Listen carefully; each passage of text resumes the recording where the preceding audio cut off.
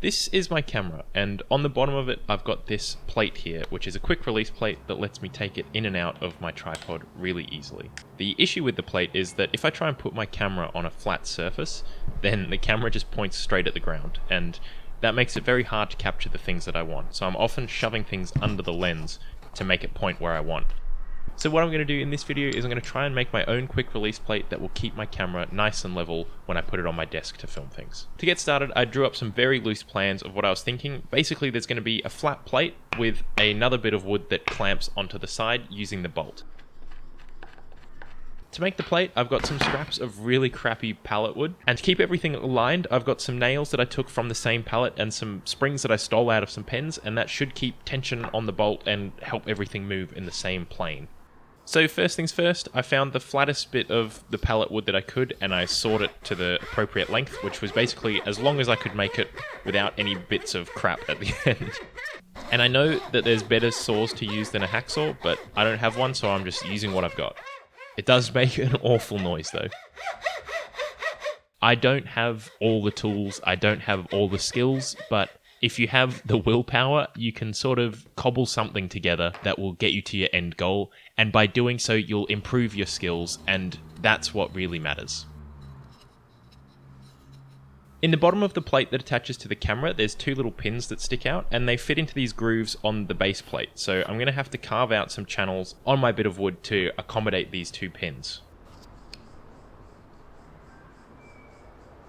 Now, this is not a fine piece of woodworking or craftsmanship or anything close to that, but in order to get to those fine levels of craftsmanship, you have to practice, and this piece is far from my best work, but it let me exercise my problem solving skills, and at the end of the day I set out to make something that works, and I achieved that goal. And by practicing making things like this, you can feel more confident when you go on to tackle even bigger things, and I think making things is all about just trying things out, finding out solutions, and making it work.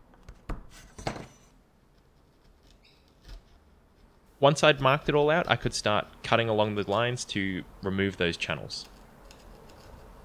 And you can really see the quality of the pallet wood here by the way it just chips.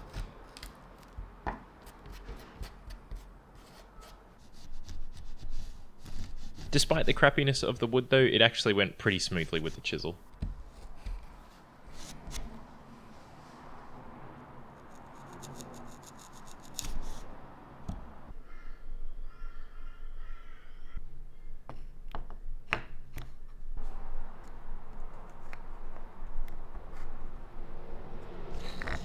So my next step was going to be to carve this bit of wood so that it matches that angle in there so that I can, apply the clamping force and keep the plate on the other plate.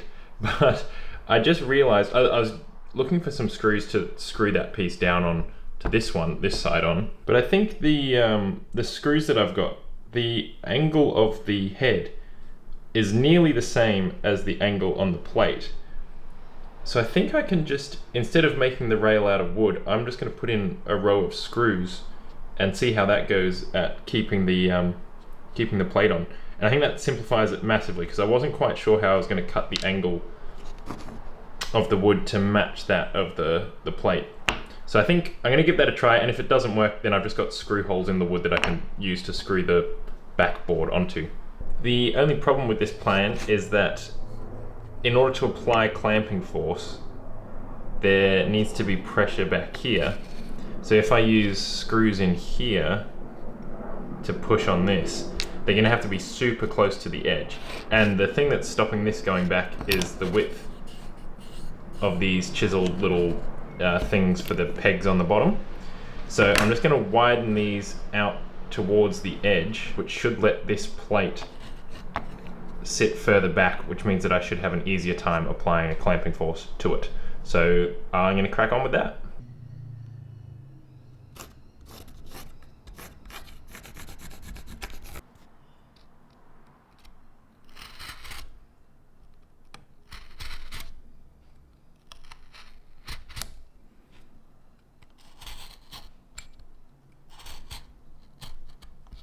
And just like that, the grooves are now wide enough to allow the plate to sit far enough back that the screws can sit in a nice place on the bit of wood that's going to clamp it at the back. And I just thought, before I actually put some screw holes in my nice bit of wood, I figured I'd try out the idea of using the screws as the clamping bit. And it looks like it's going to work. So yeah, going to whack some screws in, and then we can get started on the fun bit. There's something to be said for using something that you've made yourself. Yes, I absolutely could buy something that does this for me, and yes, it would probably be a better and easier way of getting what I want. But the satisfaction with knowing that I've made something and using something that I've made, you can't get that with purchasing something.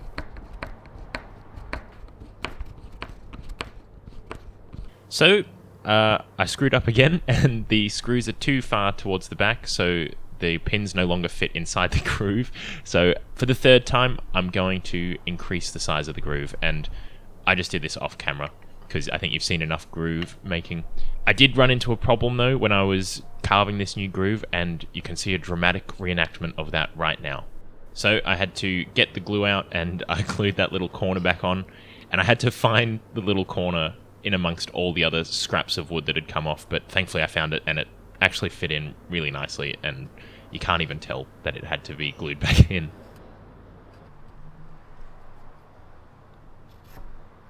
So now it's time to work on the bit of wood that's going to clamp and actually move, so I could cut that from another scrap of pallet wood and make some awful saw noises again.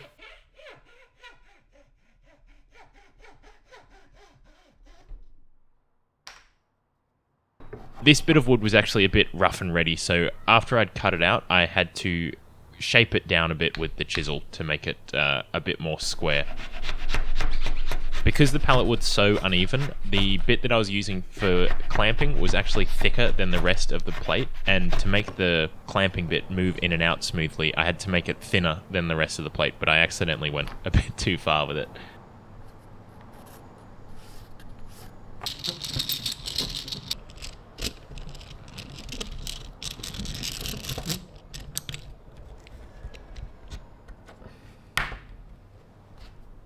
So then I could make matching screw holes on that clamping bit of wood and put the screws into the clamping bit to create both sides of the clamping mechanism.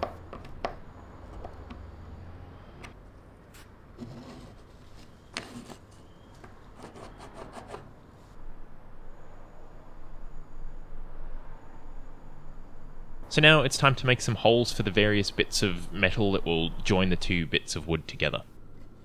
To do this, I tried to clamp the bits of wood together just how I liked so that the drill could go straight through, but I'm having a very hard time drilling in this clamp setup, and as you can see, it's completely dodgy. So I had to come up with a different multi-clamp setup, but this way I could drill through both bits of wood to make sure that the holes were aligned properly. When I was drilling the first hole, I didn't account for the depth of the chiseled out section, so the drill actually broke through, which in hindsight, I should have figured this out, but I didn't. But so on the next hole, I actually drilled it a bit lower down so that it wouldn't come through the chiseled out bit. And there you go, you can see the nails acting as rails to keep the clamping block aligned. I then tried putting the springs in, but as you can see, they bottom out way too early, so I'm going to have to drill a little recess for the springs to sit into so that they can fully collapse.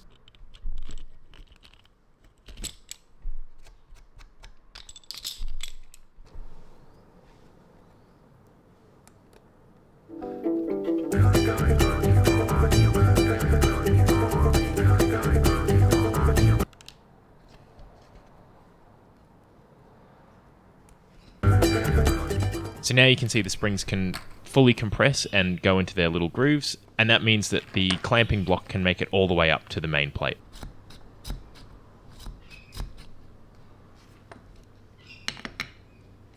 And as you can see, applying a force can actually hold the plate on the plate. I don't know what to call all these bits. There's too many plates. To apply that clamping force, we need to put in the bolt, and to do that, we need to drill a hole, and I hit one of the bloody screws as I was drilling that hole. Turns out I didn't line it up very nicely, but I ended up just taking that screw out to drill the rest of the hole, and I was going to have to deal with that in a little bit.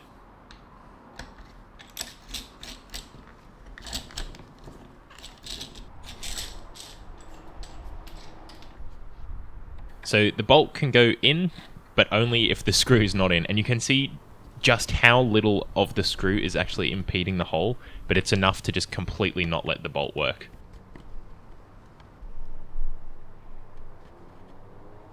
What I ended up doing is filing a little flat on the screw that lines up with where it sits in the hole when it's fully screwed in, and that let me sneak the bolt past the screw and into the main plate. And of course, to actually let the screw work, it's going to need the bolt on the other side, so I'm going to have to carve a little slot for that so it can sit down inside the hole.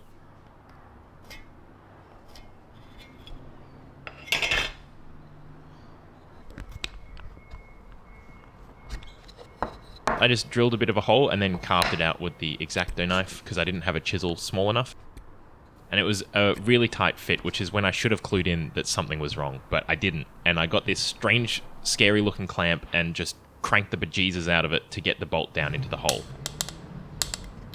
It does screw in, but it was slightly misaligned and the bolt did not go in very smoothly. So I ended up doing what I thought was the final fit up, but as you'll see, I had to make some changes before this was done. I think the idea of this contraption was sound, but the execution was poor. I also oversized the hole for the nails because they weren't quite straight, so they weren't fitting through very nicely, so I just had to glue their heads in so that they could actually stay aligned with the clamping block. But as you can see, the bolt is just way too hard to twist, so you can't make it twist all the way. The other thing is twisting that bolt head by hand is quite painful on the fingers, so I just got rid of the bolt altogether, threw it out, and I had to come up with some other solution of how this was going to work. And I had the brilliant idea of just using some rubber bands. This is a way simpler solution than trying to use a bolt. So I got out all the fat bands that I could, and I literally just wrapped the whole thing in several layers of rubber band.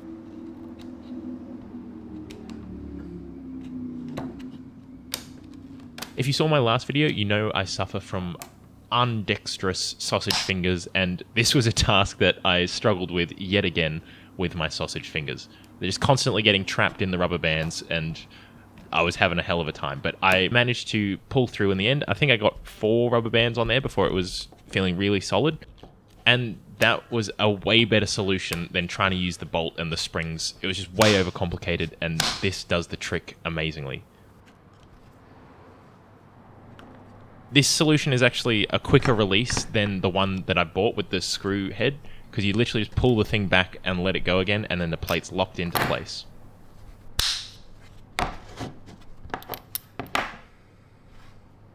And you can see when my camera's on there, it sits nice and level now, and the lens is actually pointing straight ahead, just like you want. You can even zoom in and out, and it doesn't overbalance or anything, and it's on there securely. And it's super easy to use as well. You literally just pull the thing back a tiny little fraction, and it locks right in. And there we go. That's my homemade DIY quick release plate for my camera to shoot on my desk. Thank you so much for watching, and I hope to see you again soon.